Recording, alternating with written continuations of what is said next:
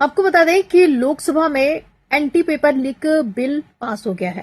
सार्वजनिक परीक्षा अनुचित साधनों की रोकथाम के लिए बिल लाया गया, जहां पर ये अब लोकसभा में पास कर दिया गया है। अपराधियों पर कड़ी सजा होगी और पेपर लीक, ओएमआर में छेड़छाड़ जैसे अपराधों पर 5 से 10 वर्ष तक की कैद की सजा कर दी गई है, जो कि पहले 3 साल ही रखी गई थी, अब बढ़ाकर 10 वर्ष कर दी गई है। तो वहीं संगठित परीक्षा धोखाधड़ी में शामिल गिरोहों और संस्थाओं के लिए न्यूनतम 7 वर्ष की सजा रखी गई है, जो कि पहले 5 वर्ष थी। भारी जुर्माने का प्रावधान भी सामान्य अपराधों पर अधिकतम जुर्माना 10 लाख रुपए से बढ़ाकर अब 50 लाख कर दिया गया है। संगठित परीक्षा धोखाधड़ी पर न्यूनतम जुर्माना 1 करोड़ से बढ़ाकर 10 करोड़ रुपए कर दिया गया है। अब सभी इन सब चीजों के लिए एजेंसियां भी जवाबदेह होंगी।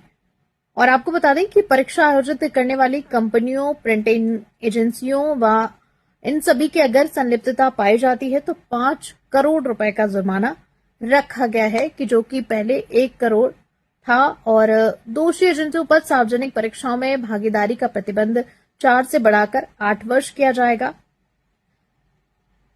तो इन सब चीजों को देखते हुए अगर बात करें तो अब क्या लगता है आपको कि सख्त कानून ही पेपर लीक पर लगाम लगाने के लिए पर्याप्त है, या फिर परीक्षा प्रणाली में तकनीकी सुधार की भी अभी भी जरूरत बनी हुई है? क्योंकि जिस तरह से ये कानून लाया गया है, क्योंकि कानून तो बनता है और बिगड़ता भी है, संविधान है, फिर भी लोग संविधान के नियमों का उल्लंघन करते हैं। तो सिर्फ और सिर्फ महज कानून से ही शिक्षा व्यवस्था में सुधार आ जाएगा, पेपर लीक नहीं होंगे, परीक्षाएं टाइम पर होंगी और रिजल्ट समय पर आएगा और लोगों को रोजगार मिलेगा? क्या ये सवाल लोगों के जहन में नहीं उठ रहा? सिर्फ कानून भर से अब चीजें सुधर जाएंगी, शिक्षा व्यवस्था अच्छी हो जाएगी? अब जो लोग सड़कों पर बैठे थे, जंतर मंतर पर जिन्होंने प्रोटेस्ट किया, क्या इन सब चीजों को अब राहत मिलेगी और इन सब चीजों से अब छात्रों का भविष्य सही हो जाएगा?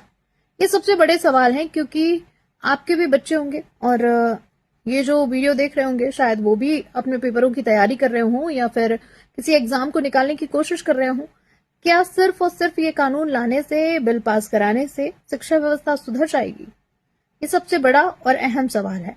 आपका क्या जवाब है? आप हमें कमेंट सेक्शन में जरूर बताएं और ऐसी तमाम अपडेट के लिए बने रहिए मेरे साथ। मेरे चैनल को लाइक करें, शेयर करें और सब्सक्राइब करना बिल्कुल ना भूलें। और साथ ही साथ कोई कमी है तो प्लीज बताइएगा जरूर, लेकिन अभद्र भाषा का इस्तेमाल बिल्कुल मत करिएगा।